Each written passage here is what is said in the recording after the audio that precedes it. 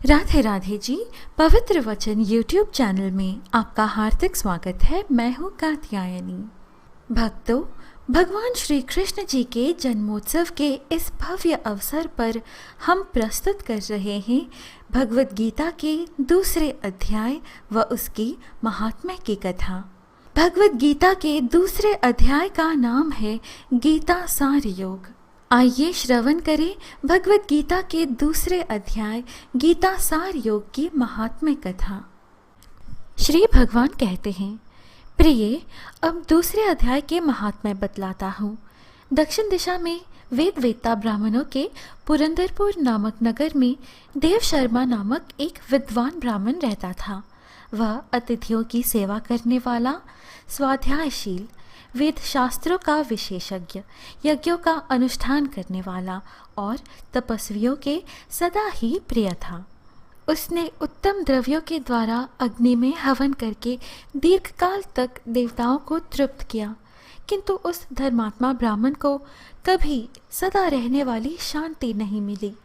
वे परम कल्याण में तत्व का ज्ञान प्राप्त करने की इच्छा से प्रतिदिन प्रचुर सामग्रियों के द्वारा सत्य संकल्प वाले तपस्वियों की सेवा करने लगा।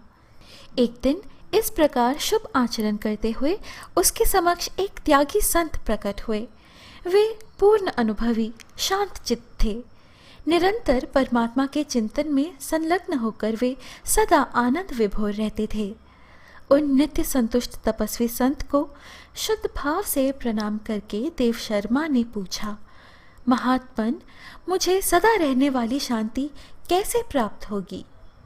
तब उन आत्मज्ञानी संत ने कहा, ब्राह्मण, 100 ग्राम का निवासी मित्रवान जो बकरियों का चरवाहा है, वही तुम्हें उपदेश देगा। यह सुनकर देव शर्मा ने महात्मा के चरणों की वंदना की और 100 ग्राम के लिए चल दिया। समृद्धशाली 100 ग्राम में पहुंचकर उसने उत्तम भाग में एक विशाल वन देखा। उसी वन में नदी के किनारे एक शिला पर मित्रवान बैठा था। उसके नेत्र आनंद से निश्चल हो रहे थे। वह अपलक दृष्टि से देख रहा था। वह स्थान आपस का स्वाभाविक वैर छोड़कर एकत्रित हुए परस्पर विरोधी जंतुओं से घिरा था।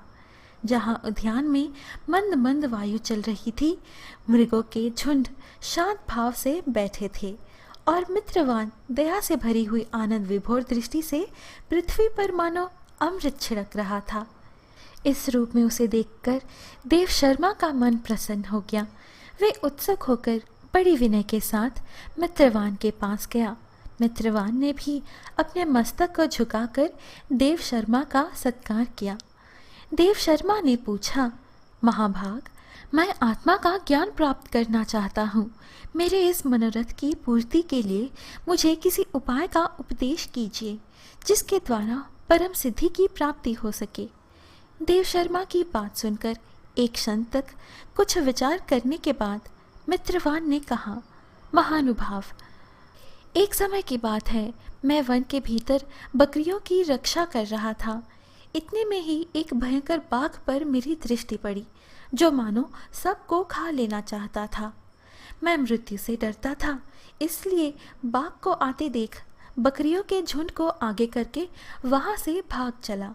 किंतु एक बकरी तुरंत ही सारा भय छोड़कर नदी के किनारे उस बाघ के पास चली गई। फिर तो बाघ भी द्वेष छोड़कर चुपचाप खड़ा हो गया। बाघ को इस अवस्था में देखकर बकरी बोली, बाघ, तुम्हें तो उत्तम भोजन प्राप्त हुआ है। मेरे शरीर से मांस निकालकर प्रेम पूर्वक खाओ। तुम इतनी देर से खड़े क्यों हो? तुम्हारे मन में मुझे खाने का विचार क्यों नहीं हो रहा है? बाघ बोला, बकरी, इस स्थान पर आते ही मेरे मन से द्वेष का भाव निकल गया। भूख प्यास भी मिट गई, इसलिए पास आने पर भी अब मैं तुझे खाना नहीं चाहता। तब बकरी बोली, न जाने मैं कैसे निर्भय हो गई हूँ। यदि तुम जानते हो तो बताओ, इसका क्या कारण हो सकता है? बाघ ने कहा, मैं भी नहीं जानता। वही सामने एक वृक्ष की शाखा पर एक बंदर है, चलो उससे पूछते हैं। ऐसा निश्चय करके वे दोनों वहां से चल दिए। उन दोनों के स्वभाव में यह विचित्र परिवर्तन देखकर मैं बहुत विस्मय में पड़ गया। इतने में उन्होंने उस बंदर से प्रश्न किया। उनके पूछने पर वानर राज ने कहा, श्रीमान सुनो, इस विषय में मैं तुम्हें प्राचीन कथा सुनाता हूँ। यह सामने वन के भीतर जो बहुत बड़ा मंदिर है उसकी ओर देखो। इसमें ब्रह्मा जी द्वारा स्थापित किया हुआ एक शिवलिंग है। पूर्व काल में यहाँ सुकर्मा नामक एक बुद्धिमान ब्राह्मण रहते थे जो तपस्या में संलग्न होकर इस मंदिर में उपासना करते थे। वे वन में से फूलों का संग्रह कर लाते और नदी के जल से पूजनीय भगवान शंकर को स्नान कराकर उन्हीं से उनकी पूजा किया करते थे। इस प्रकार आराधना का कार्य करते हुए सुकर्मा यही निवास करते थे। बहुत समय के बाद उनके समीप किसी अतिथि महात्मा का आगमन हुआ। भोजन के लिए फल लाकर अतिथि महात्मा को अर्पण करने के बाद सुकर्मा ने कहा, महात्मा, मैं केवल तत्व ज्ञान की इच्छा से भगवान शंकर की आराधना करता हूँ। आज इस आराधना का फल मुझे मिल गया है, क्योंकि इस समय आप जैसे महापुरुष ने मुझ पर अनुग्रह किया है। सुकर्मा के ये मधुर वचन सुनकर तपस्या के धनी महात्मा अतिथि को बड़ी प्रसन्नता हुई। उन्होंने एक शिलाखंड पर गीता का दूसरा अध्याय लिख दिया और सुकर्मा को उसके पाठ और अभ्यास के लिए आज्ञा देते हुए महात्मा ने कहा, ब्राह्मण, इससे तुम्हारा आत्मज्ञान संबंधी मनोरथ अपने आप सफल हो जाएगा। यह कहकर वे बुद्धिमान तपस्वी महात्मा सुकर्मा के सामने ही उनके देखते देखते अंतर ध्यान हो गए। सुकर्मा विस्मित होकर उनके आदेश के अनुसार निरंतर गीता के द्वितीय अध्याय का अभ्यास करने लगे। तदनंतर दीर्घकाल के पश्चात अंतःकरण शुद्ध होकर उन्हें आत्मज्ञान की प्राप्ति हुई। फिर वे जहाँ जहाँ गए वहाँ का तपोवन शांत हो गया। उनमें सर्दी गर्मी और राग द्वेष आदि की बाधाएं भी दूर हो गई। इतना ही नहीं, उन स्थानों में भूख प्यास का कष्ट भी जाता रहा तथा भय का सर्वथा अभाव हो गया। यह सब द्वितीय अध्याय का जप करने वाले सुकर्मा ब्राह्मण की तपस्या का ही प्रभाव को समझो। मित्रवान कहता है, वानर राज के इस प्रकार बताने पर मैं प्रसन्नता पूर्वक बकरी और बाघ के साथ उस मंदिर की ओर गया। वहां जाकर शिलाखंड पर लिखे हुए गीता के द्वितीय अध्याय को मैंने देखा और पढ़ा। उसी का अध्ययन करने से मैंने तपस्या का पार पा लिया है। अतः भद्र पुरुष, तुम भी सदा द्वितीय अध्याय का ही अध्ययन किया करो। ऐसा करने पर मुक्ति तुमसे दूर नहीं रहेगी। श्री भगवान कहते हैं, प्रिय, मित्रवान के इस प्रकार आदेश देने पर देव शर्मा ने उसकी पूजा की और उसे प्रणाम करके पुरंदरपुर की राह ली। वहाँ किसी देवालय में पूर्वोक्त आत्मज्ञानी महात्मा को पाकर उन्होंने यह सारा वृत्तांत निवेदन किया और सबसे पहले उन्हीं से द्वितीय अध्याय को पढ़ा। उनसे उपदेश पाकर शुद्ध अंतःकरण वाले देव शर्मा प्रतिदिन बड़ी श्रद्धा के साथ द्वितीय अध्याय का अध्ययन करके ब्रह्म ज्ञान में लीन होकर परम पद प्राप्त हुआ। दोस्तों, ये थी भगवत गीता के द्वितीय अध्याय के महात्म्य की कथा। द्वितीय अध्याय सांख्य योग। संजय ने कहा, इस प्रकार करुणा से अभिभूत, आंसुओं से भरे हुए व्याकुल नेत्रों वाले शोकग्रस्त अर्जुन को देखकर मधुसूदन श्री कृष्ण ने यह शब्द कहे। श्री भगवान ने कहा, हे अर्जुन, इस विपरीत स्थिति पर तेरे मन में यह अज्ञान कैसे उत्पन्न हुआ? ना तो इसका जीवन के मूल्यों को जानने वाले मनुष्यों द्वारा आचरण किया गया है और ना ही इससे स्वर्ग की और ना ही यश की प्राप्ति होती है। इसलिए हे अर्जुन, तू नपुंसकता को प्राप्त मत हो, यह तुझे शोभा नहीं देता है। हे शत्रुओं के दमन करता, हृदय की तुच्छ दुर्बलता को त्याग कर युद्ध के लिए खड़ा हो। अर्जुन ने कहा, हे मधुसूदन, हे शत्रुहंता, मैं युद्ध भूमि में किस प्रकार भीष्म पितामह और द्रोणाचार्य जैसे पूजनीय व्यक्तियों पर बाण कैसे चलाऊंगा? ऐसे महापुरुषों को, जो कि मेरे गुरु हैं, इन्हें मारकर जीने की अपेक्षा मैं इस संसार में भिक्षा मांगकर खाना श्रेयस्कर समझता हूँ, क्योंकि गुरुजनों को मारकर भी तो इस संसार में खून से सने हुए सुखरूप भोग ही तो भोगने को मिलेंगे। हम यह भी नहीं जानते कि हमारे लिए युद्ध करना श्रेष्ठ है या युद्ध ना करना, और यह भी नहीं जानते कि हम जीतेंगे या वे ही जीतेंगे। धृतराष्ट्र के पुत्रों का वध करके हम जीना भी नहीं चाहते, फिर भी वे हमारे सामने युद्ध भूमि में खड़े हैं। कृपण और दुर्बल स्वभाव के कारण अपने कर्तव्य के विषय में मोहित हुआ। मैं आपसे पूछता हूँ कि वह साधन जो मेरे लिए श्रेयस्कर हो, उसे निश्चित करके कहिए। अब मैं आपका शिष्य हूँ और आपके शरणागत हूँ, कृपया मुझे उपदेश दीजिए। मुझे ऐसा कोई साधन नहीं दिखता जो मेरी इंद्रियों के सुखाने वाले शोक को दूर कर सके।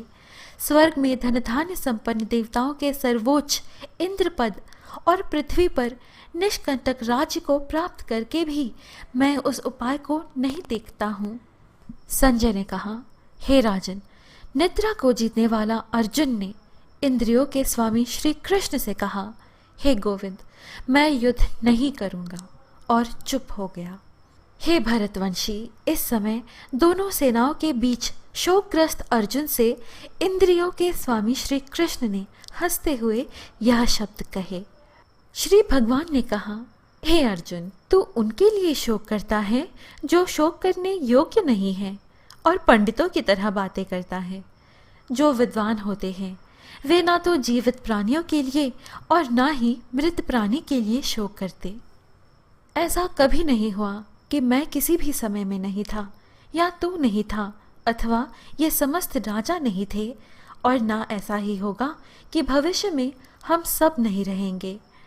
जिस प्रकार जीवात्मा इस शरीर में बाल अवस्था से युवा अवस्था और वृद्ध अवस्था को निरंतर अग्रसर होता रहता है, उसी प्रकार जीवात्मा इस शरीर की मृत्यु होने पर दूसरे शरीर में चला जाता है।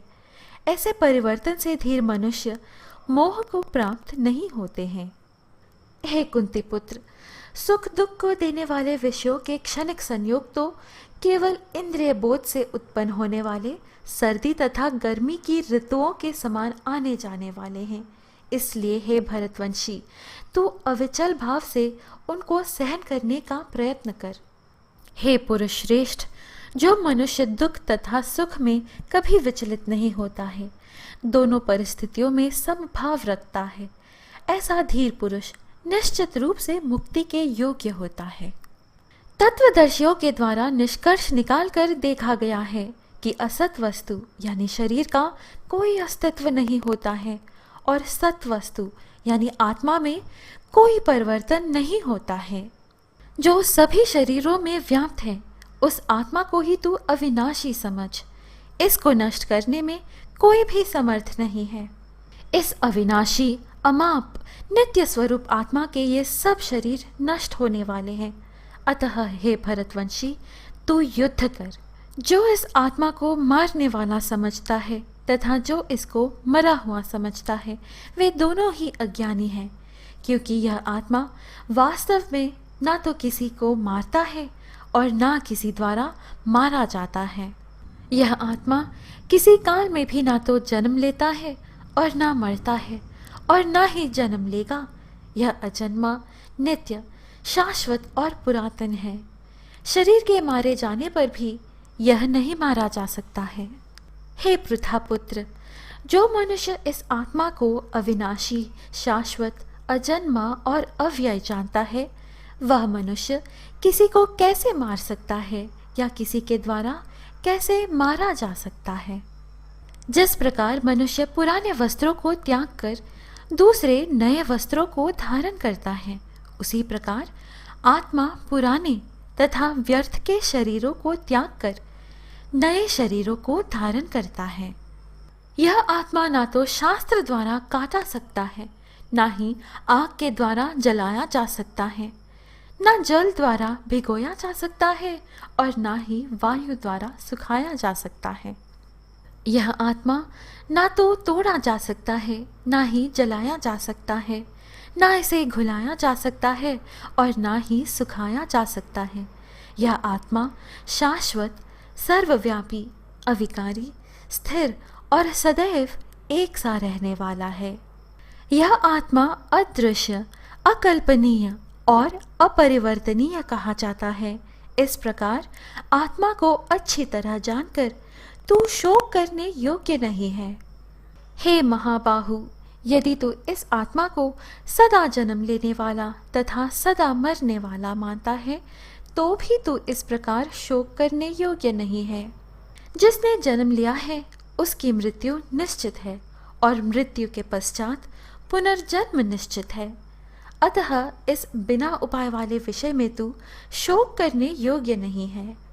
हे भरतवंशी, संपूर्ण प्राणी जन्म से पहले अप्रकट रहते हैं और मरने के बाद भी अदृश्य हो जाने वाले हैं।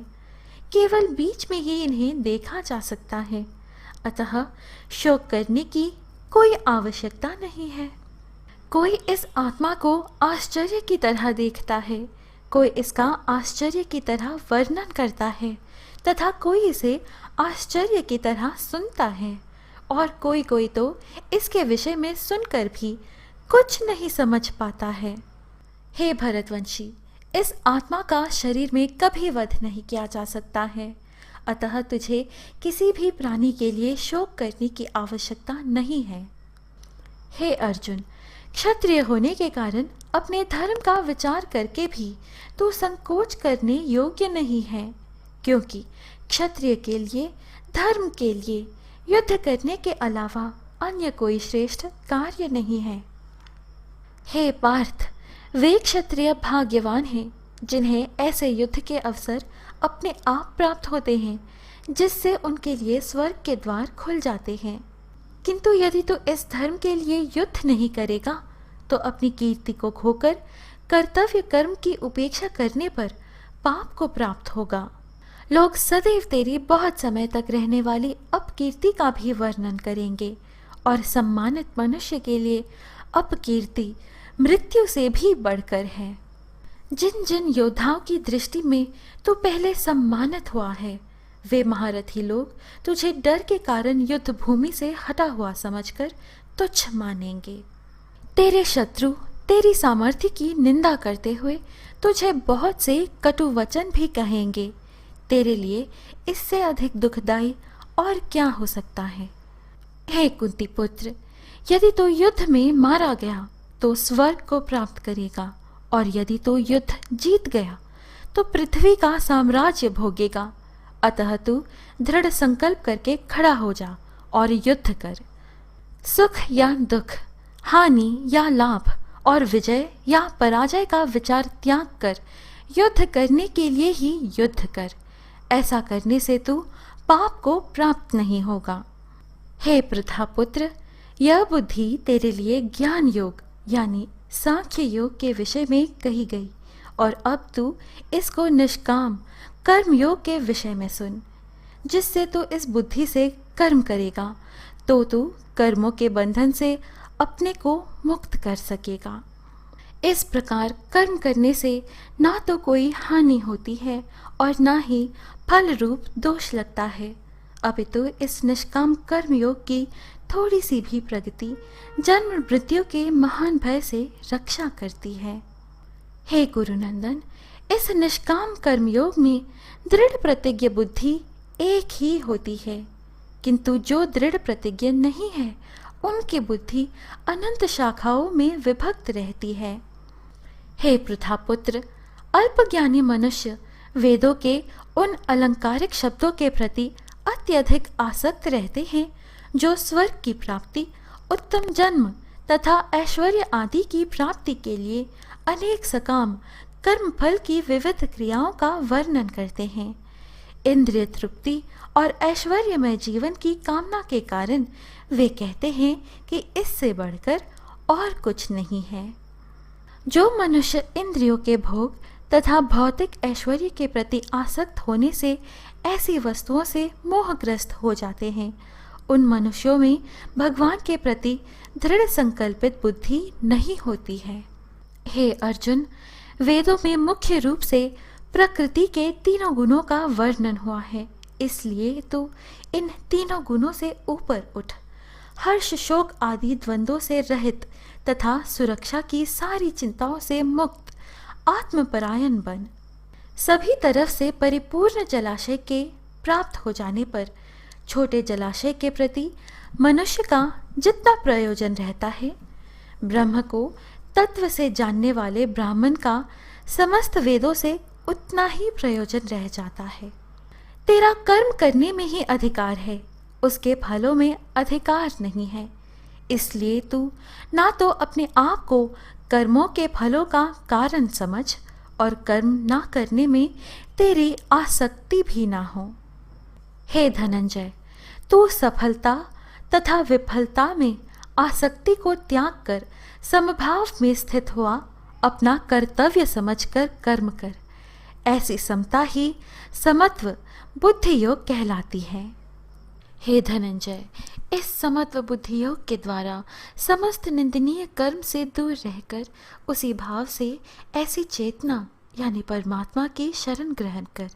सकाम कर्म के फलों को चाहने वाले मनुष्य अत्यंत कंजूस होते हैं। समत्व बुद्धि योग के द्वारा मनुष्य इसी जीवन में अपने आप को पुण्य और पाप कर्मों से मुक्त कर लेता है। अतः तू इसी योग में लग जा, क्योंकि इसी योग के द्वारा ही सभी कार्य कुशलतापूर्वक पूर्ण होते हैं।